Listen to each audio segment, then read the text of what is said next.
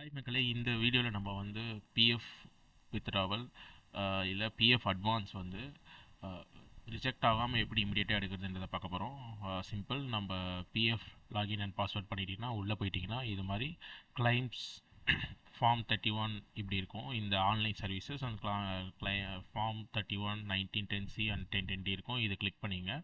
இது கிளிக் பண்ண உடனே உள்ளே போனீங்கன்னா இது மாதிரி டீட்டெயில்ஸ் கேட்கும். அதில் வெறும் உங்களுடைய பேங்க் டீட்டெயில்ஸ் மட்டும் அப்டேட் பண்ணி திரும்ப கீழே வந்து என்ட்ரு கொடுங்க. உங்களுக்கு என்ட்ரு கொடுத்த உடனே இந்த மாதிரி ஸ்க்ரீன் ஓப்பன் ஆகும். இதில் வந்து நீங்கள் மேஜராக எதெல்லாம் மேனிட்டரி ஃபில்ட் இருக்கோ அதெல்லாம் ஃபில் பண்ணுங்கள். இதில் இல்னஸ் பிஎஃப் அட்வான்ஸ் கொடுத்துட்டு இதில் இல்னஸ் கொடுத்துட்டு ஃபர்தராக எவ்வளோ அமௌண்ட் எடுக்கணுன்றதை இங்கே மென்ஷன் பண்ணிவிட்டு ஃபர்தர் உங்களுடைய பர்சனல் டீட்டெயில்ஸ்லாம் இதில் வந்து ஷேர் பண்ணிவிட்டு அந்த செக்அப் இதில் அப்லோட் பண்ணிவிட்டு கீழே வந்து ஆதார் ஓடிபி சப்மிட் கொடுத்தீங்கன்னா உங்களுடைய பிஎஃப் வந்து 2-3-4 டேஸ்க்குள்ளேயே உங்களுக்கு வந்து அந்த இது அட்வான்ஸ் வந்து உங்களுக்கு கிடச்சிடும்.